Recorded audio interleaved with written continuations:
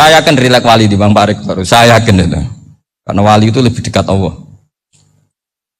Sehingga orang dulu itu saya ulang lagi ya. Ada satu kearifan namanya hidup itu apa? Hidup itu adalah cari sebanyak mungkin supaya hidup itu tidak tergantung pada banyak hal. Jika misalnya cara berpikir orang-orang modern, itu sebenarnya banyak orang-orang ilmuwan yang nggak ngagumi Amerika. Bukan karena angkuh, enggak. Untuk mempertahankan kebesaran negara sebesar itu, kebutuhan listriknya besar, kebutuhan tentaranya besar, kebutuhan apa.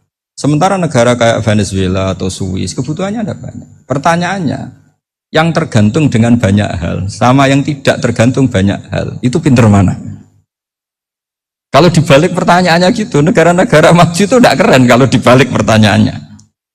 Orang yang untuk mempertahankan eksistensinya banyak, butuh banyak hal, dengan yang tidak butuh banyak hal, itu pinter mana? Orang yang bahagianya nunggu jadi dokter, nunggu jadi kiai besar, kiai viral, dengan orang yang bahagia cukup dengan ngopi, itu pinter mana? Tapi kalau dibalik pertanyaannya, orang yang tahunya nikmat hanya kopi, dengan nikmat yang banyak, pinter mana? Makanya Mbah Mun tuh kalau guyon itu lucu. Aku ikut saake ambek wong desa sing mlebu swarga. Saya dulu eskal mlebu swarga kok disakeni. Akhirnya beliau memberi penjelasan. Wong desa iku roe pakanan enak, iku mau kopi mbek uduk. Lah swarga iku mau nuruti sing dikarepno. Akhirnya wis mau mangan, wis ngopi, nguduk, ngopi wong ora roh pakanan liyane ku ora roh.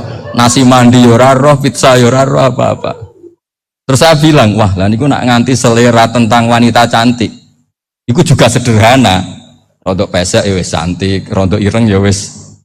Apa bidadarinya seperti itu karena saking enggak pengalamannya. Jadi surga itu kan nuruti apa yang diinginkan. Kira-kira keinginan orang kampung kalau di surga itu apa coba? Makanan apa coba? Nah, senengnya ketemel gemblong gitu. Artinya malaikat lebih suka nangani surganya orang-orang kampung di Bang Pak Rektor. Ini sudah ribet ini. Makanan apa saja sudah dicoba ya. Terus kalau di mall tahu orang macam-macam, seleranya macam-macam pasti. Enak mana kalau sampai jadi malaikat pelayan surga? Suka ngelayani orang kampung apa yang orang kota? Orang kampung kan?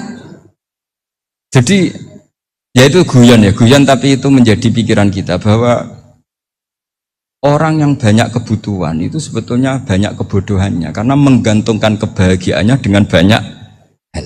Makanya Imam Syafi'i ngendikan istighna itu apa? Al istighna anisya'i. Yang dikatakan kecukupan adalah berusaha sebanyak mungkin banyak hal tidak kamu butuhkan.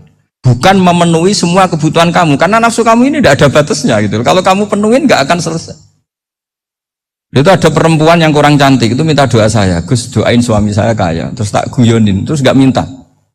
Kalau suami kamu kaya, yang pertama dirubah itu apa? Rumah Gus, supaya rumah saya bagus. Kedua apa? Mobil, supaya mobil saya bagus.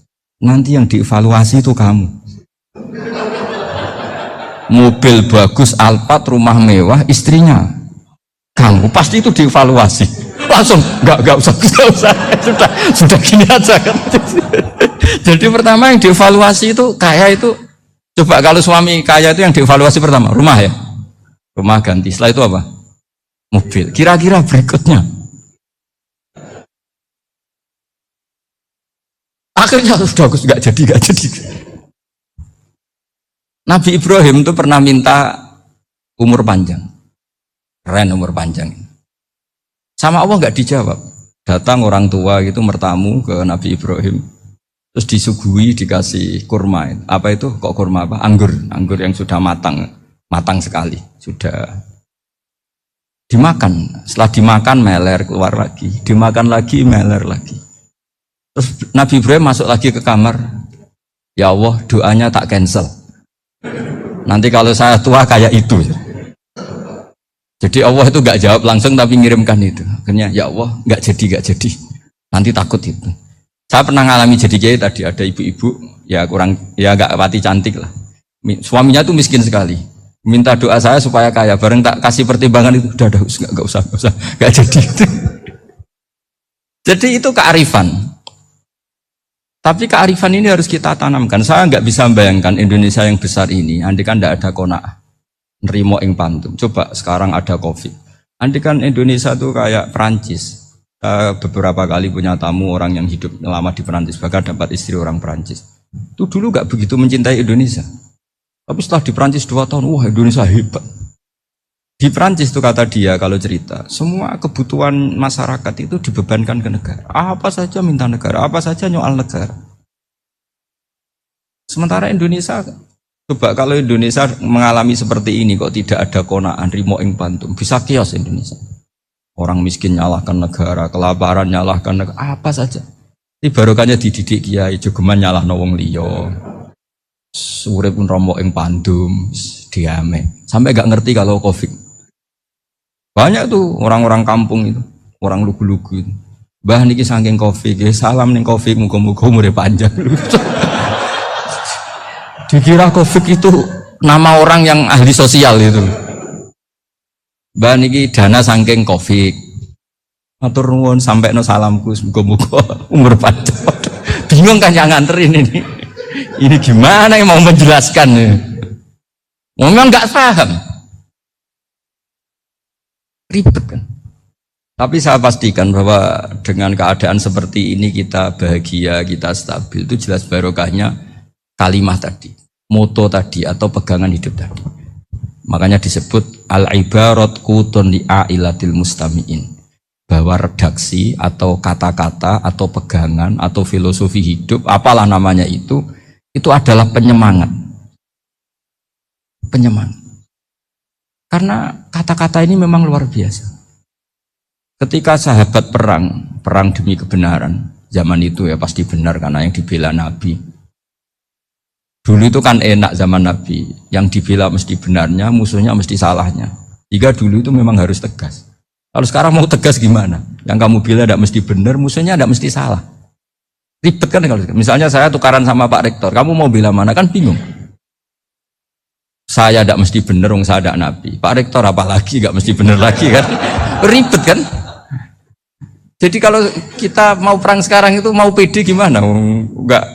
Makanya banyak ulama sekarang tuh mau tegas tuh enggak berani karena ya banyak hal yang abu-abu lah wilayahnya, misalnya pilihan presiden atau pilihan bupati, pilihan menteri. Kamu mati-matian bela itu, yang kamu bela tidak mesti benar, musuh kamu tidak mesti salah.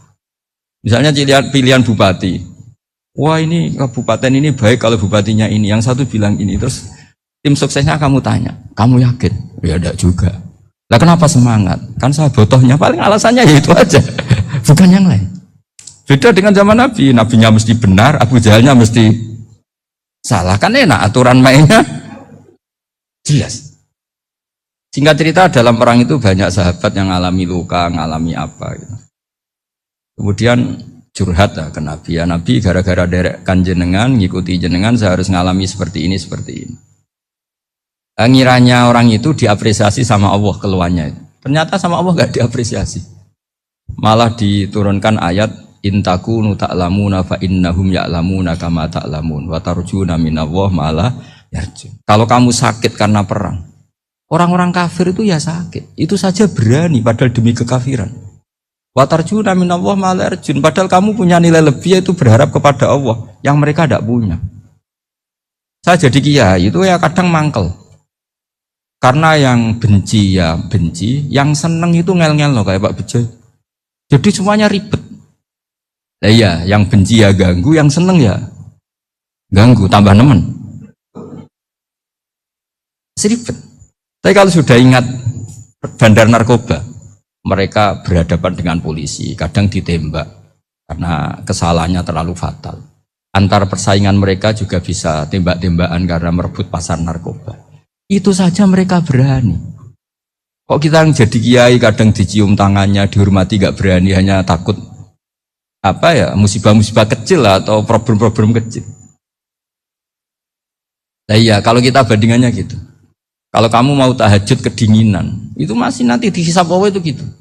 Maling ayam itu keluar malam-malam, hanya dapat ayam.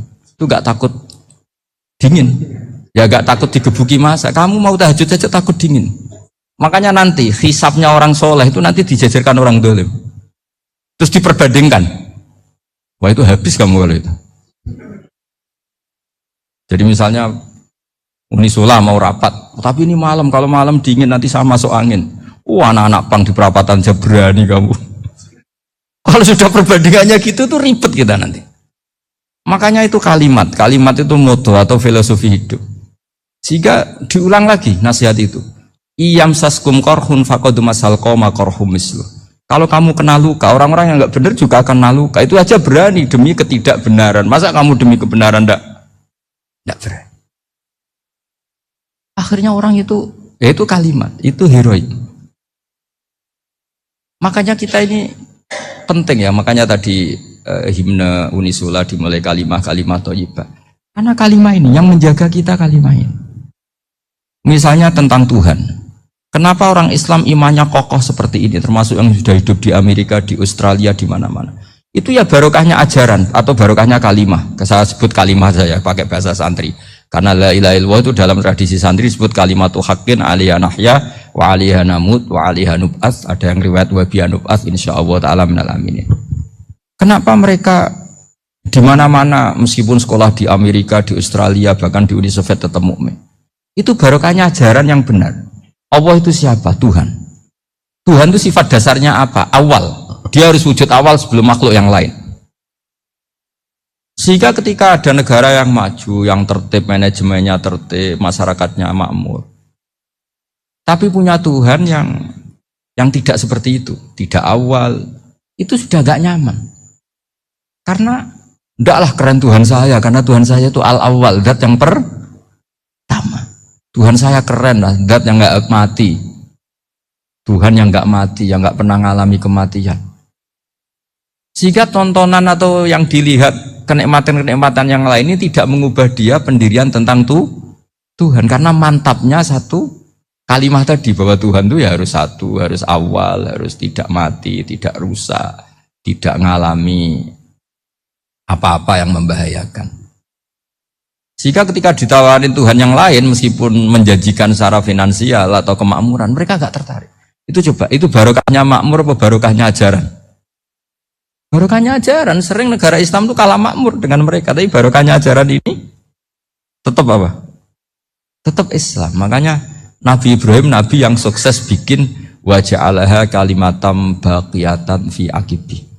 Sehingga kita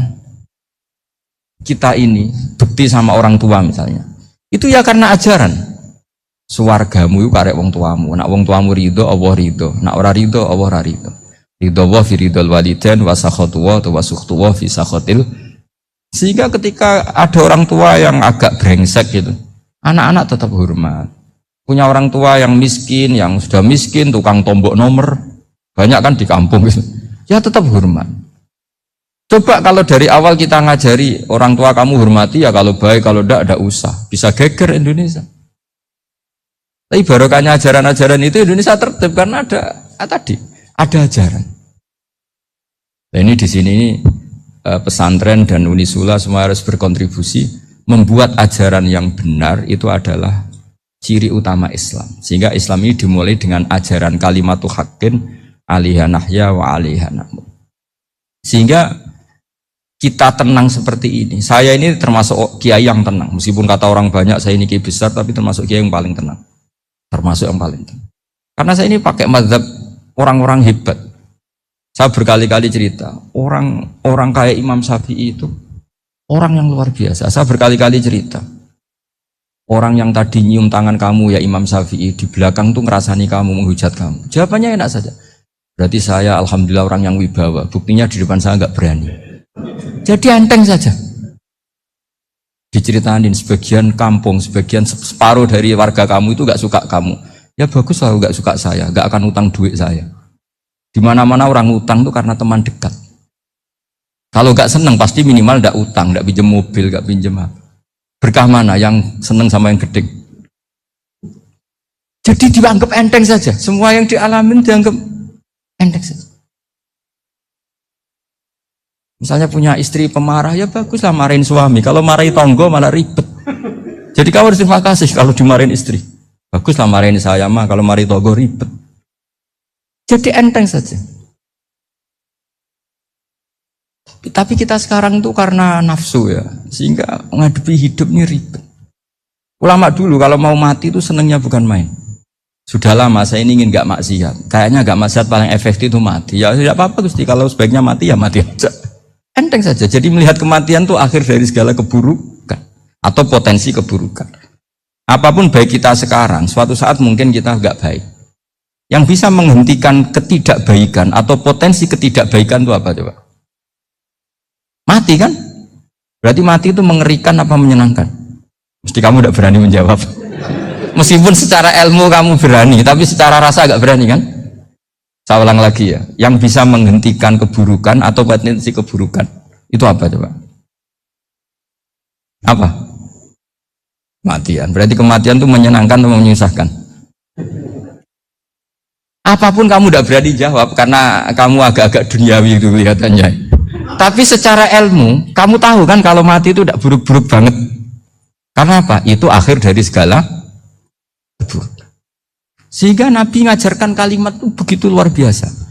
Allahumma ahyini makanatil hayatu khairan li wa tawaffani makanatil wafatu khairan li. Nabi melihat dunia itu begitu indah. Ya Allah, kalau saya ini hidup, anggap saja hidup ini ziyadatan li fi kulli khairin, menjadi modal saya menambah segala kebaikan. Jika suatu saat saya mati, anggap mawon rohatan li min kulli syarrin, itu akhir dari segala keburukan saya. Subhanallah.